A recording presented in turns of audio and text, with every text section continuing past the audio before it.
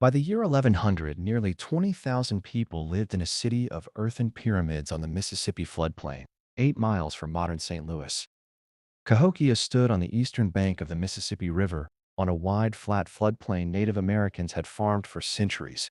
The Mississippian culture began building around 900 AD, and by 1050, the central city was rising fast. At its peak around 1100, Cahokia covered roughly 16 square kilometers, housed as many as 20,000 people, and dwarfed every other settlement north of the Valley of Mexico. Travelers came up the Mississippi from the Gulf and down from the Great Lakes, carrying copper, shell, and chert. London at the same date held a comparable population. Then something went wrong. At the heart of the city rose Monk's Mound, a 30-meter flat-topped pyramid built entirely of packed earth. Its rectangular base spread across nearly 15 acres, a footprint roughly the size of Egypt's Great Pyramid of Giza.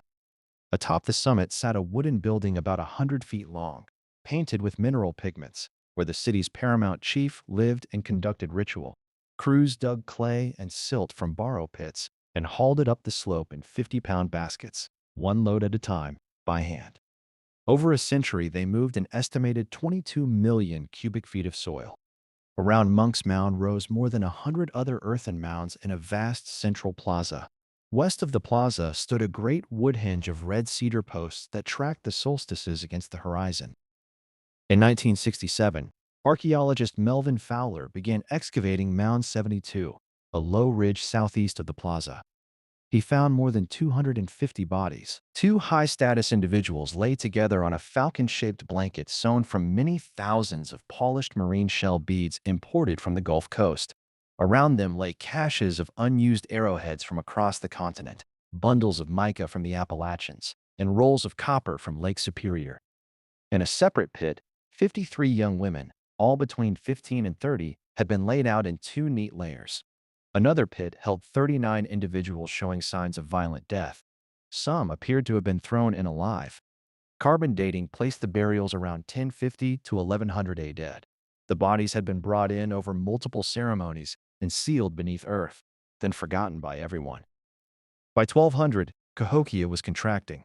A 2-mile timber palisade went up around the central core, suggesting fear of attack. Pollen cores show repeated flooding in the same period, and tree ring records hint at long droughts. By 1400, the city stood empty. When French explorers reached the area in the 17th century, no one nearby remembered who had built the mounds. 19th-century American settlers preferred the theory that a vanished European race had done it. Cahokia is now a UNESCO World Heritage Site. About 80 mounds remain. Around 40 were leveled in the 20th century for highway and subdivision construction. Interstate 55 runs about 2 miles south of Monk's Mound. Most drivers heading into St. Louis pass it without ever hearing its name. Cahokia isn't even the name the city's builders used for itself.